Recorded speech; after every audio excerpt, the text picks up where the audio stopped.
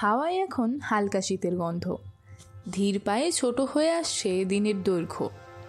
ময়দানে রোদ নিভে আসা বিকেলে প্রেমিকার হাত ধরে বসে থাকার সময় কিংবা বন্ধুদের মজলিসে আড্ডা দিতে দিতে হঠাৎ করেই আলো জ্বলে ওঠে ভিক্টোরিয়ার ঠিক উল্টো দিকে থাকা ফাউন্টেন অফ জয়।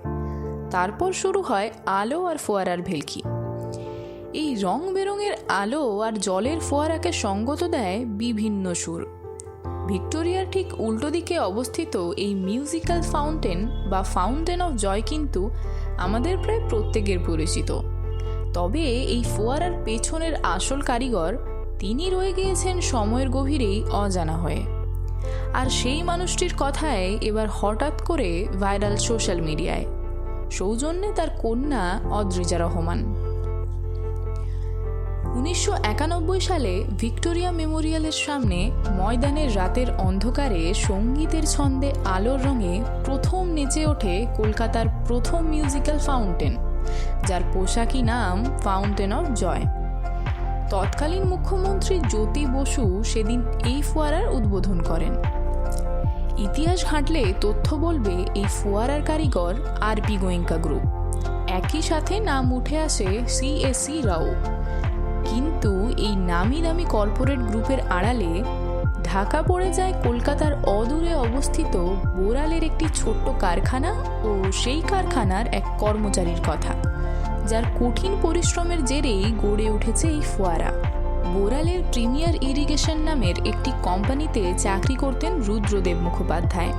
তার কন্যা অদ্রিজার কথায় চা বাগান কফি বাগানে যে জলসেচন হয় তার জন্য যে বিশেষ যন্ত্রপাতি লাগে সেই যন্ত্রের কারিগর ছিলেন তার বাবা। নিজের হাতে ডিজাইন করতেন আধুনিক যন্ত্রপাতি, কিন্তু নানা কারণে কোম্পানির তখন অবস্থা মন্দা। সেই সময় রুদ্রদেব বাবুর মনে এই নতুন আইডিয়াটা খেলে গিয়েছিল। অদ্রিজার তখন ক্লাস 6। নিজেদের ছোট্ট ফ্ল্যাটে প্রতি সন্ধ্যায় দেখতেন বাবা প্যাডে আঁকাআঁকি করছেন। ফোয়ারার ডিজাইন করতে গিয়ে মাঝে মাঝে চেয়ে নিয়েছেন মেয়ের পরামর্শও। এরপরেই জোর কদমে ফোয়ারা তৈরির কাজে নেমে পড়েন রুদ্রদেব। তবে ফোয়ারার কাজে নেমে কর্মক্ষেত্রে নিজের দায়িত্ব ভুলে যাননি তিনি। এই দিকেও তিনি ছিলেন যথেষ্ট সচেতন। সকালবেলায় কারখানায় চলত স্প্রিংকলার, কাপলার পাইপের কাজে, আর সন্ধ্যের পর থেকে চলতে লাগলো ফাউন্টেন তৈরির কাজ। নিজের সর্বস্ব দিয়ে একটি দুর্দান্ত ফোয়ারা আমাদের উপহার দেওয়ার প্রচেষ্টা করেছিলেন রুদ্রদেব মুখোপাধ্যায়। তবে এই প্রচেষ্টার ফলে ধীরে ধীরে তিনি দূরে সরে গিয়েছিলেন নিজের পরিবারের কাছ থেকে। অদ্রিজার জবানিতে উঠে এসেছে সেই কথাও। যতদিনে এই ফোয়ারার কাজ শেষ হয় ততদিনে ক্লাস 6-এর পড়ুয়া অদ্রিজা স্কুলের গণ্ডি ছাড়িয়ে পা রেখেছেন কলেজে। মাঝখানে কেটে গিয়েছে অনেকগুলো বছর। প্রতিদিন রাতে একসাথে খেতে বসা থেকে শুরু করে প্রতিটি উৎসব অনুষ্ঠানেই অদ্রিজার দিন কেটেছে তার বাবাকে ছাড়া।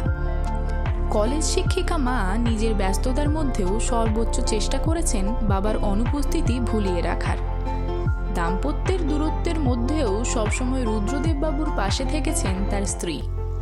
সেই সময় রুদ্রদেব মুখোপাধ্যায় কখনো ব্যস্ত থেকেছেন ফাউন্টেনের গঠন নিয়ে, আবার কখনো রাতের পর রাত বসে থেকেছেন অগুন্তি ক্যাসেট হাতে। কোনোটা বাজনার, কোনোটাই আবার শুধুই সুর।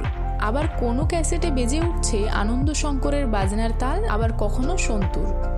ফোয়ারা কোন সুর লয়ের তালে নেচে উঠবে তা নির্ধারণ করাও ছিল এক ঝক্কির ব্যাপার। তারপর একদিন রূপ পেল রুদ্রদেব মুখোপাধ্যায়ের মানসপুত্র। এলো সেই বহু প্রতীক্ষিত দিন। সেদিন ময়দানে স্ত্রী কন্যা সহ নিমন্ত্রিত ছিলেন রুদ্রদেব মুখোপাধ্যায়ও। ফাউন্টেন অফ জয়ের উদ্বোধন করলেন তৎকালীন মুখ্যমন্ত্রী শ্রী জ্যোতি বসু ও আর.পি. গোয়েঙ্কা। তবে গোটা অনুষ্ঠানে একবারও নেওয়া হলো না ফাউন্টেনের রূপকারের নাম, করা হলো না কৃতজ্ঞতা জ্ঞাপন। বড় নামেদের ভিড়ে চাপা পড়ে গেল রুদ্রদেব মুখোপাধ্যায়ের নাম। সেদিন এই ঘটনায় অত্যন্ত ক্ষুব্ধ হয়েছিলেন রুদ্রদেব বাবুর স্ত্রী ও তার পরিবার। কারণ তিনি স্রষ্টা, বিন্দুমাত্র নাম বা যশ লাভের আকাঙ্ক্ষা তার ছিল না। পৃথিবীর 26টি অনন্য ফাউন্টেনের তালিকায় ভারত থেকে একমাত্র নিজের জায়গা করে নিয়েছে এই ফাউন্টেন অফ জয়। এই তালিকায় রয়েছে 1762 সালে তৈরি রোমের বিখ্যাত ট্রেভি ফাউন্টেন, ভার্সাই প্রাসাদের ল্যাটোনা ফাউন্টেন, লাস ভেগাসের ফাউন্টেন অফ বেলাগিওর নামও। এই প্রেস্টিজিয়াস তালিকাতে নাম তোলার পরেও অন্তরালেই থেকে গিয়েছেন ফাউন্টেন অফ জয়ের আসল কারিগর, যার বহু বছরের পরিশ্রমের ফসল এই ফোয়ারা তাকে যথাযথ মর্যাদা দিতে পারেনি বাঙালিরা।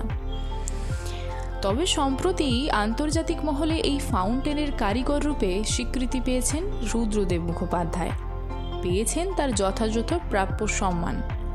প্রতিদিন সন্ধেবেলায় আলো আর সুরের তালে নেচে ওঠা ফাউন্টেন অফ জয়ের কারিগরকে শ্রদ্ধা আমাদের তরফ থেকেও। কেমন লাগলো আমাদের সকলের চেনা এই ফোয়ারার পিছনের গল্প? কমেন্টে জানান আপনাদের মতামত। ভালো লাগলে লাইক ও বন্ধুদের সঙ্গে শেয়ার করতে ভুলবেন না। আরও নতুন নতুন গল্প শুনতে সাবস্ক্রাইব করে রাখুন আমাদের পডকাস্ট। এখন ইউটিউব ছাড়াও আমাদের পেয়ে যাবেন বিভিন্ন পডকাস্ট চ্যানেল, যেমন গুগল পডকাস্ট, স্পটিফাই ইত্যাদিতেও। শুনতে থাকুন, শোনাতে থাকুন, শোনায় থাকুন।